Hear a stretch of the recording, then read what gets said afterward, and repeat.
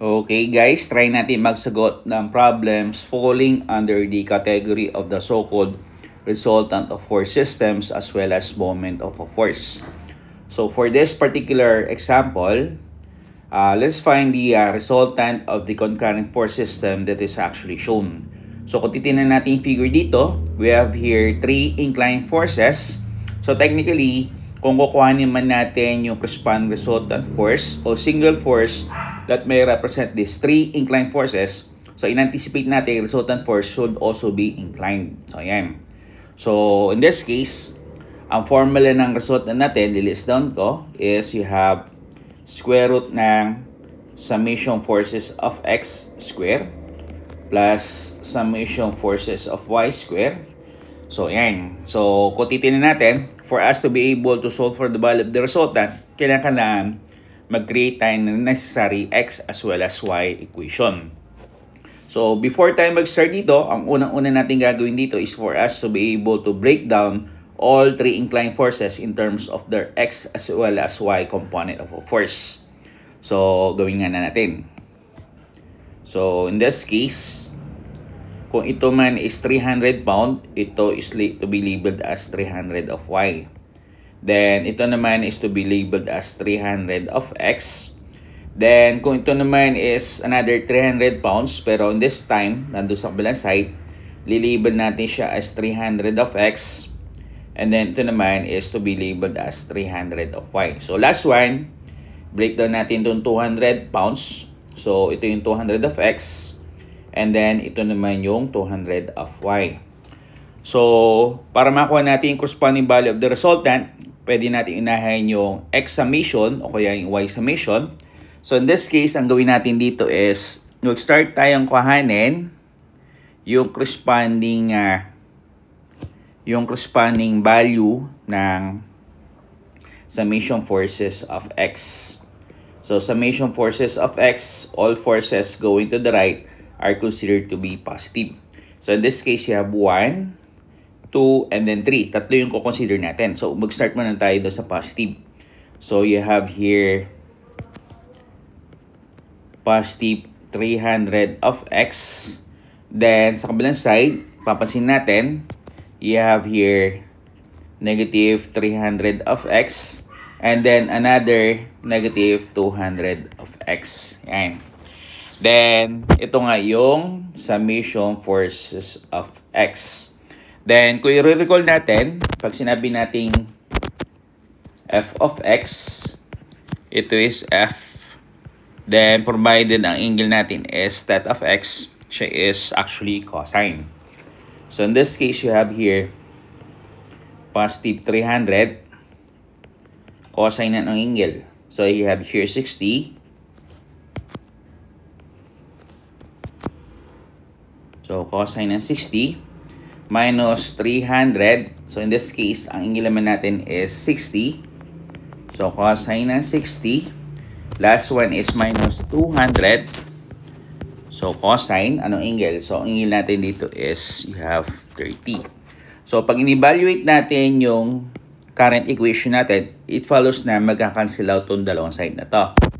So, eventually, lumalabas na yung summation forces of x is equivalent to negative 200 cosine ng 30. So, kung itatabulate natin siya properly, ang corresponding value ng summation forces of x technically is equivalent to negative 173. Negative 173.205 pounds. Yan. Then, take note na kung ano man yung lumabas na sign convention natin dito, eventually is disregard natin siya. Kaya kung titingnan natin yan, ito, pwede natin siyang disregard. Technically, ang mangyari dito is you have summation forces of x is equivalent to 173.205 pounds. Then, yun na walang negative sign convention, it only suggests na yung x component resultant natin is directed to the left. So, yan. So, meron tayong summation forces of x. So, okay na tayo dito sa summation forces of x. So, next step natin dito is for us to be able to solve doon yung value ng summation forces of y. So, summation forces of y naman tayo. Sigma f of y, all forces going up are considered to be a positive. So, ilan yung y component natin? So, you have here 1, you have 2, then you have 3. So, technically, you have positive 200 of y minus 300 of y and then minus 300 of y. Yan. So, in terms of y naman, do recall na pag sinabi nating f of y, so you have f sine ng theta of x. So, provided yung angle natin is with respect sa horizontal, which is yung horizontal siya, ang maging corresponding breakdown natin dito is, instead ng cosine, it should be labeled as sine. So, in this case, you have positive 200 sine ng 30 minus 300 sine ng 60. Sine ng 60 minus 300 sine ng 60 once again. So, pag sinimplify natin yan, lumalabas na yung maging corresponding value is you have negative 419.6152 pounds. Ayan. Again, pwede natin tanggalin yung sign convention.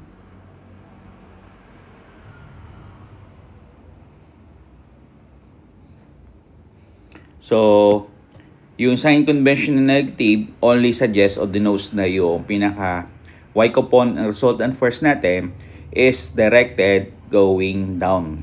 So, kung titingnan natin, lumalabas, na-establish na natin ngayon kung saan natin makikita yung corresponding resultant value natin. Kung siya ba is actually nasa first quadrant. Ito yung quadrant number 1, ito yung quadrant number 2, ito yung quadrant number 3, and then last one, ito yung quadrant number 4. So, sulat lang muna natin na yung summation forces of y natin is equivalent to a value of 419.6152 pounds. Tapos, since ito nga is actually labeled as negative, it only suggests na yung y component na result natin is actually going down. Ayan. So, meron na tayo ngayong summation forces of y. Ayan. So, since nakuha na natin yung y component ng pinaka-resultant natin, it follows na pwede na natin kuhanin yung corresponding resultant value niya. So, gamitin natin yung formula. So, therefore, yung resultant natin, which is labeled as R therefore is equivalent to summation forces of x square. So, technically, gagamitin natin tong value na to. So, sulat natin. So, you have here 173.205 square plus you have summation forces of y. So, ito yung summation forces of y natin. So, technically, you have here 419. So, 419.6152 square. So, kuhanin natin yung square root. So, technically, ito na ngayon yung value ng resultant natin. So, resultant value natin is at a magnitude of, you have here, 453.957 pounds. Yan. So, ito yung hinahanap natin. Yung corresponding value ng resultant. Now, to specifically locate pala yung tinutukoy natin resultant value, again, it is to be found dito sa may third quadrant. Sa third quadrant kasi, lumalabas na yung x natin dito. lumalabas kasi ng x natin dito is labeled as negative, then yung y natin is also negative. So kung titingnan natin, yung x natin is negative, yung y natin is negative, so yung result natin is to be found, so lagay natin to be found at quadrant number 3. Ayan. So, now, since yung resultant natin technically is inclined, hanapin na rin natin yung corresponding angle niya. So, para sa angle, gagamitan natin ng formula na TOA. Ayan. So, gamitin natin yung sign ng angle. So, tingnan natin. So, lumalabas, ganito siya. So, yung summation forces of x natin, basically is summation forces of x. Whereas yung summation forces of y natin, basically is ito. So, kung gagawin natin o gagamitan man natin siya na tinutukoy natin parallelogram law, ito yung mabubuo nating configuration.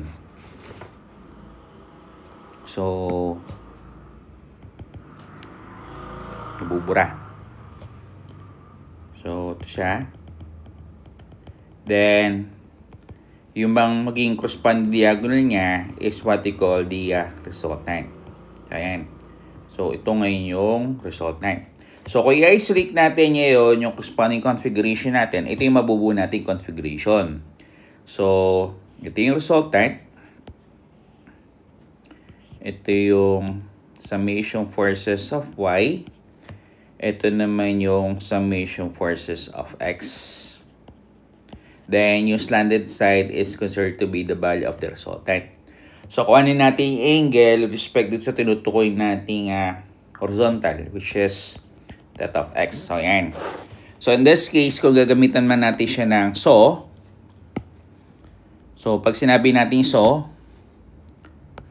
is sine ng angle, which is that of x. So, ratio between opposite side all over hypotenuse side. So, tingnan natin.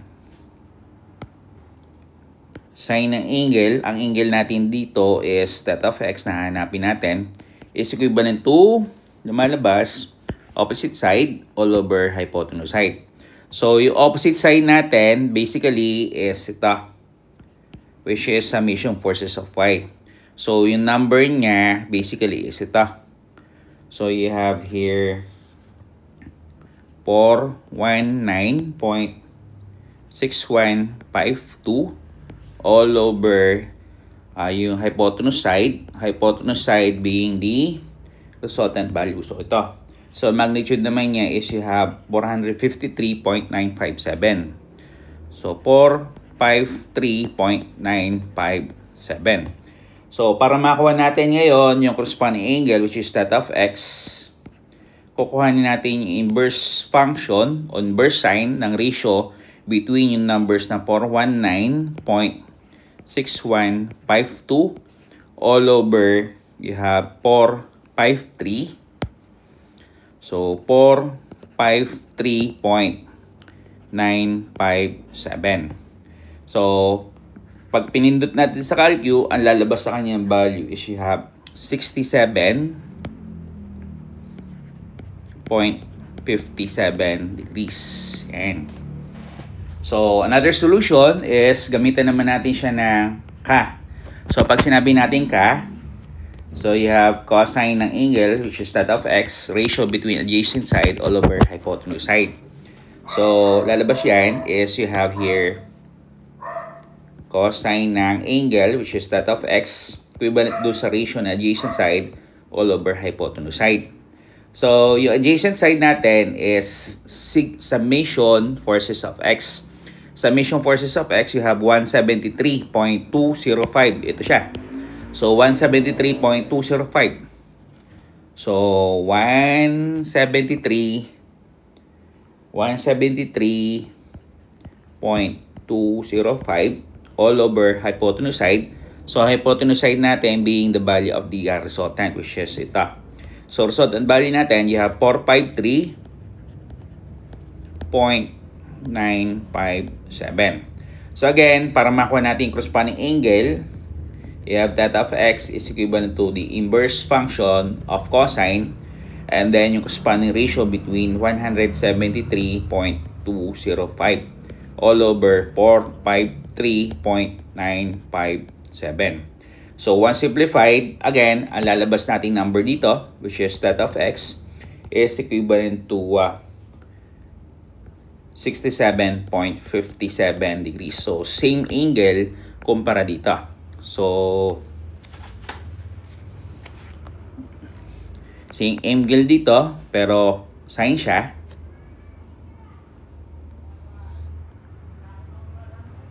So, same angle, pero via sine. So, same angle, pero via cosine. Or, another solution is ito, via TOA. So, pag sinabi natin TOA, you have tangent ng angle, which is theta of x, is equivalent to the ratio between opposite side all over adjacent side. So, tangent ng theta of x is equivalent to opposite all over adjacent. So, yung opposite side natin, technically, is ito, summation forces of y, which is, ang value niya, you have 419.6152 pounds all over yung adjacent side. Adjacent side niya is you have summation forces of x. Summation forces of x, in this case, you have 173.205. 173. So, 173.205 pounds. So, again, para makuha natin yung corresponding value ng angle, ang angle natin, which is theta of x, is equivalent to the inverse tangent of the ratio between 419.6152 pounds all over 173.205 pounds.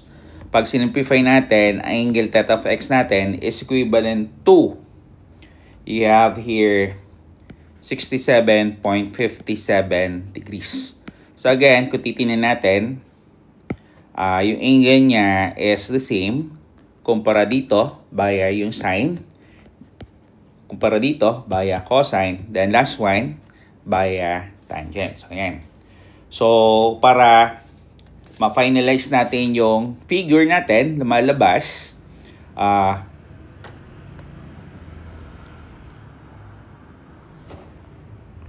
so lumalabas ngayon para ilagay na natin, no? Ma-locate na natin properly yung tinutukoy nating resultant. So ito siya.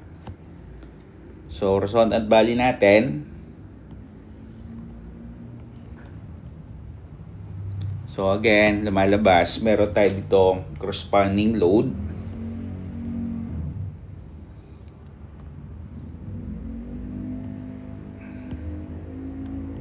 So corresponding load natin dito is you have 200 pounds. 200 pounds. Then dito naman you have 300 pounds. Then sa kabilang side, you have here 300 pounds. Then, lagyan natin mga corresponding angle. So, ang angle nito, technically, is you have 30 degrees. Ito naman is you have 60 degrees. Ito naman is you have 60 degrees. So, locate na natin yung corresponding resultant. So, resultant natin is to be found dito sa quadrant number 3. Which is basically ito. So, ito yung third quadrant. So, again, quadrant number 1, quadrant number 2, quadrant number 3, and then ito man is quadrant number 4. So, resultant natin basically is ito. So, lagay lang natin. Ayan. So, resultant natin with respect to sa angle with respect sa horizontal, you have 67.57. So, ibig sabihin, lalagpas ng bahagya dito. So, lagay natin.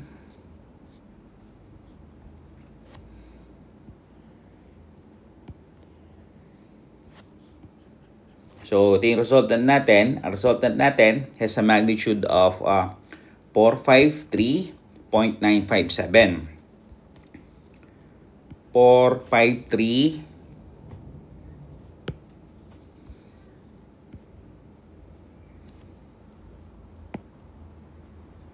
So, 453.957 pounds. Tapos, ang angle niya with respect sa horizontal, theta of x is you have 67.57. So, sulit natin. So, 67.